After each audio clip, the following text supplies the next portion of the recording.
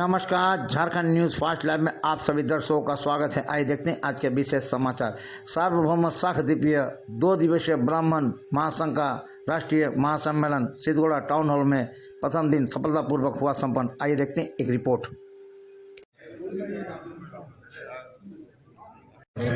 उस पर सुझाव दें, उस पर संशोधन दें ताकि आप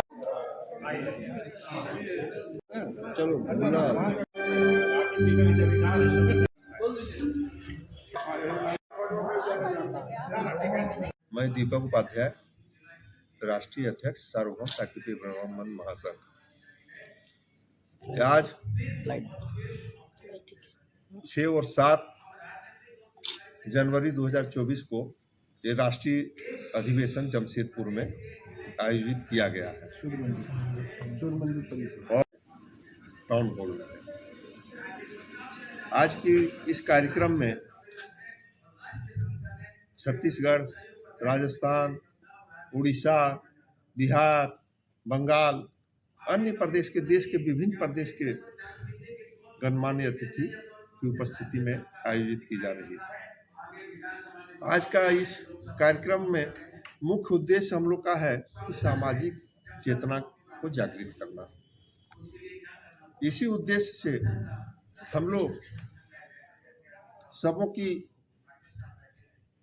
आपसी विचारधारा के आलोक में राष्ट्रीय अधिवेशन करते आ रहे हैं ताकि हमारी चेतना और जागृति के बल पर सरकार के कानों तक हमारी आवाज को पहुंचाया जा सके। क्या क्या विषय में चर्चा? हम लोग लगातार जो है सरकार के संज्ञान में देने के लिए हम लोग लगातार सम्मेलन सभा के माध्यम से जागृति ला रहे हैं। और मंदिर में जो पुजारी हैं उनको कोई सहयोग प्राप्त सरकार से नहीं मिल रही है, तो आर्थिक रूप से जो पिछड़े हैं, क्या हम भी इसी देश के हैं? संविधान ये नहीं बताता कि जो है सबको समान अधिकार की बात सरकार इधर करती है। तो आरक्षण जो है ये बार बार मुद्दा को जो उठाया जाता है, तो क्या मेरा समाज पिछड़ा नहीं है? मेरा समाज भी पिछड़ा है, तो उसको आर्थिक आधार पर जो है आरक्षण की व्यवस्था होनी चाहिए। बहुत खुशी की बात है, हमारे सार्वभौम शाक्य द्वीपीय ब्राह्मण महासभा की राष्ट्रीय सम्मेलन जमशेदपुर सूर्य मंदिर स्थित टाउन हॉल में हो रही है, जिसमें देश के सभी हिस्से से लोग ने अपनी भागीदारी उपस्थिति दर्ज की है। दर्ज का कारण हो गया है कि समाज के सभी लोगों का ऊपर सरकार की नजर है,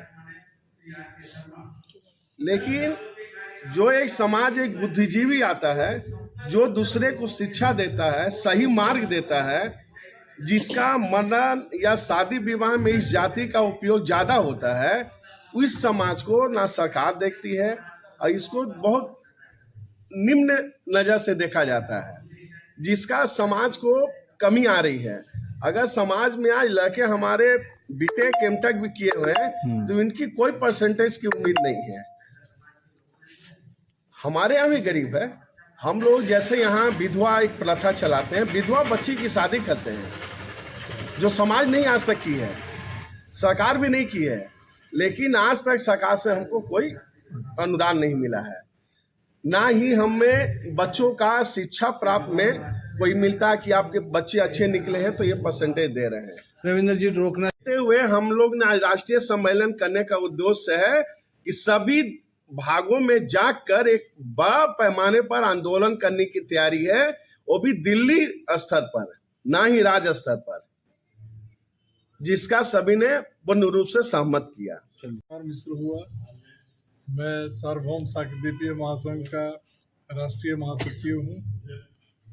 हम लोग यहाँ आज 2 दिन का बैठक जो किए हैं, मुख्य रूप से अपने समाज को संगठित करना, साथ ही साथ हमारे समाज का जो अंतिम पायदान का व्यक्ति है, उससे हमारी अपेक्षा है कि समाज के लोग मिलजुल के उन लोगों के उन्नति का मार्ग प्रशस्त करें जो बच्चे मेधावी हैं लेकिन पैसे के अभाव में उनका नहीं हो पा रहा है अच्छे स्कूलों में दाखिला, उनको सुविधा नहीं मिल पा रही है, वो उनको प्रदान हो।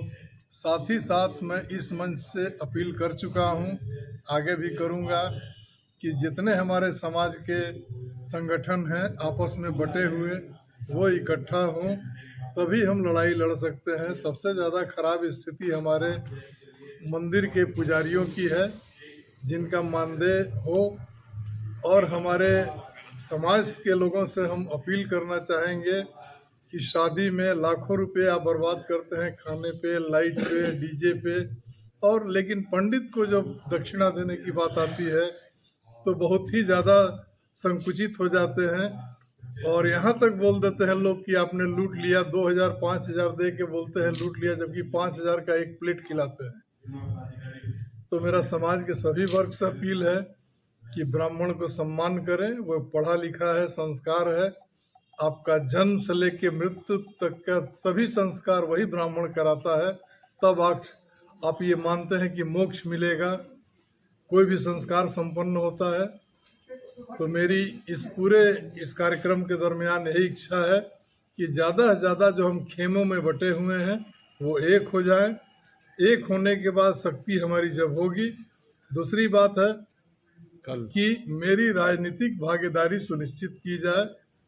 तो उसके लिए जब तक हम संख्या बल में ज़्यादा नहीं होंगे, राजनीतिक रूप से हमको कोई नहीं पूछेगा।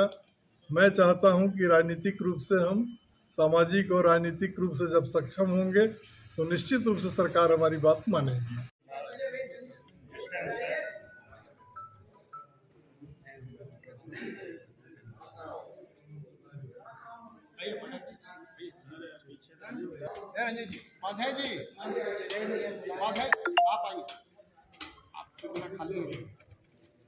इधर आइए साहब, उधर नहीं आएगा।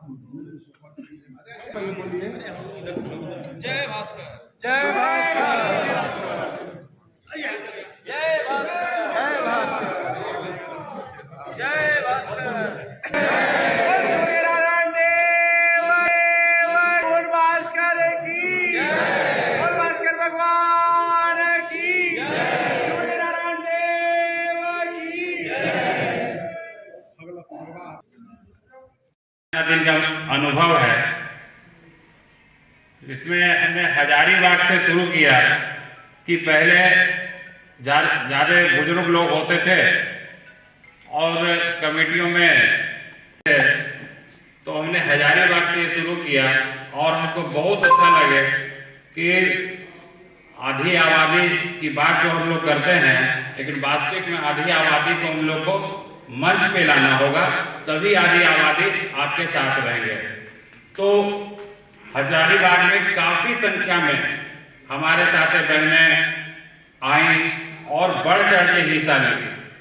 उस दिन ही हमने घोषणा की थी कि ये अगला जब भी कार्यक्रम होगा तो एक महिला अध्यक्ष के रूप में प्रदेश में हम बनाएंगे। दूसरा, युवा अध्यक्ष तो बनाए थे लेकिन वो सक्रिय नहीं सही तरीका से चल सकेगा। ये संगठन के पास उतनी राशि है या कोई समय पर मदद करते हैं। अगर कहा जाए तो झारखंड में अगर सबसे सशक्त संगठन जहां पे इनके अपनी आय भी है, इनकी अपनी कोष भी है, और ये जब भी कार्यक्रम यहाँ होता है हम लोग आए हैं बहुत भव्य तरीका से, बहुत अच्छा। वहां भी काफी मेहनत सिर्फ युवाओं के धन्यवाद से